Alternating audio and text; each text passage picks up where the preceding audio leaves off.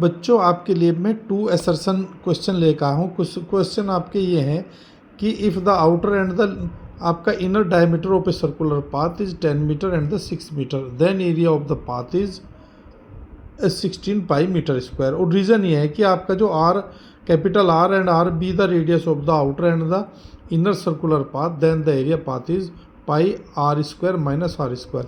हमें पता है कि बेटा एरिया का ये फॉर्मूला होता है। क्लियर हुई बात? ये इसने दे दिया है, यानी कि इसमें रखने के बाद में हम ये देखते हैं कि 16 आएगा नहीं आएगा।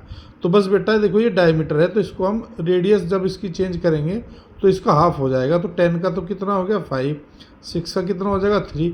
और जैसे मैं इसमें पुट करूँगा ना, देखो ये 5 स्क्वायर माइनस 3 स्क्वायर, तो इसको एक बार प्लस कर दो एक बार माइनस।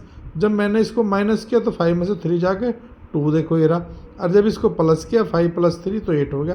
तो 8 2 जा 16 पाई मीटर स्क्वायर आ गया। तो बेटा ये आपका बिल्कुल ठीक है, पहले वाला रीजन भी बिल्कुल ठीक है। तो इसका आंसर आपका फर्स्ट आ गया। इसी तरीके से बेटा यदि मैं सेकंड क्वेश्चन की बात करूं कि sum of the first terms of the arithmetic progression, ये -0.5 और -1 और ये -1.5 इसी तरीके से होता जा रहा है, और वो एज जो है 31 है, यानी कि 10 का आपका प्रोग्रेशन का वो 31 है। ये देखना है, चेक करना है।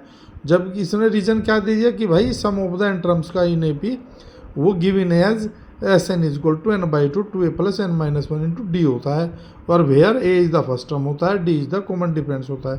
तो देखो बेटा यदि मैं यहाँ पे इसे ही लेकर चलूँ तो फर्स्ट टर्म कितना हो गया आपका माइनस का 0.5 हो गया, और d जब निकाल लेंगे तो इसमें से इसे माइनस करेंगे तो देखो -1 में से जैसे ही माइनस करेंगे यहाँ पे तो ये प्लस हो जाएगा, तो 0.5 और 1 में से 0.5 जाएगा, 0.5 बचेगा।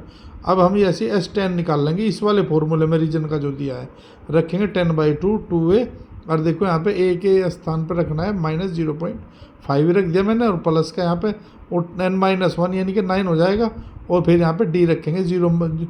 ये यहाँ पे देखो ये आपका दिखाई दे रहा है बेटा, यहाँ पे जब d रखेंगे तो ये माइनस का है 0.5 रखेंगे।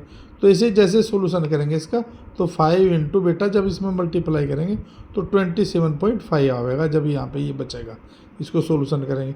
तो देखो ये 31 नहीं आ रहा है, इसका मतलब बेटा जो है जो असर्शन है आपका वो रॉन्ग है, जो रीजन है वो आपका सही है। तो देखते हैं कौन सा असर्शन आपका फॉल्स है, बट रीजन इज ट्रू। तो आपका बेटा डी ऑप्शन आपका बिल्कुल ठीक है। तो इस तरीके से असर्शन क्वेश्चन हम कर सकते हैं। तो हमें रीज़न देख लेना चाहिए बेटा, इन्हें करने के लिए रीज़न देख लो, क्योंकि जो असर्शन होता है रीज़न के ऊपर बेस्ड होता है।